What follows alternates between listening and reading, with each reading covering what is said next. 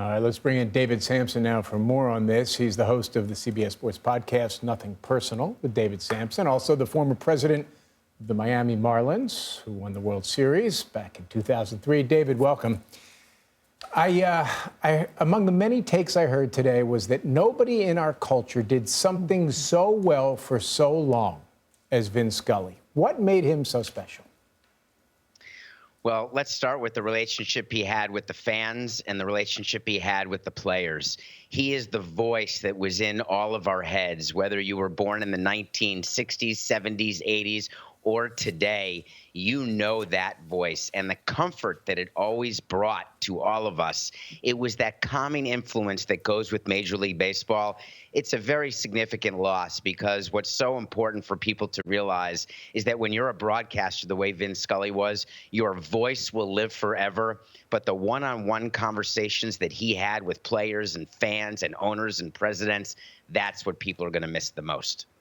People will always remember how you made them feel, right? How significant is his place in baseball history, if you can even really quantify something like that? Well, I think next to James Earl Jones, he's probably the voice that most people associate with baseball. And of course, I'm referring to James Earl Jones from the Field of Dreams. But in real life, you had Vin Scully. And when you saw him at the ballpark, and I was lucky enough as president of the Marlins to spend time with him each and every year when the Marlins would be in Los Angeles, when you walk into his booth, which is where I always saw him, you felt as though you're walking onto a set of dreams. It was his kingdom where he was able to describe what was going on to people all over the world in a way that no one has before, and I'm not sure anyone will be able to again. We've been watching all kinds of calls that he made over the course of his career. So, David, let me just put you on the spot for a second. If you had to pick one Scully call that stands out more than any others, what is it? David, I wish you all the luck in the world. That's the call that he gave to me the second time I met him, because the first time he wasn't sure that I would stay in the game long enough to meet him a second time. The second time, it was like my own personal call.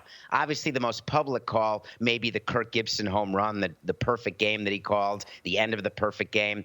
But truly, at the end of the day, he was the call of the 1986 Mets, that famous play with Ray Knight.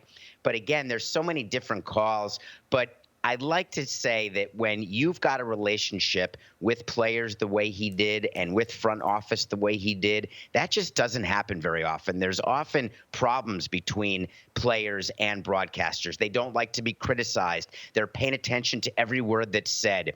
But players were always good with Vin Scully calling their name. He was always honest about what he saw, obviously very descriptive, but he earned the respect of everybody, not just Dodgers, but every player and every team, including players who spoke no English. I had a chance to talk to Miguel Cabrera, who spoke English, but Miguel Cabrera, obviously the Hall of Famer.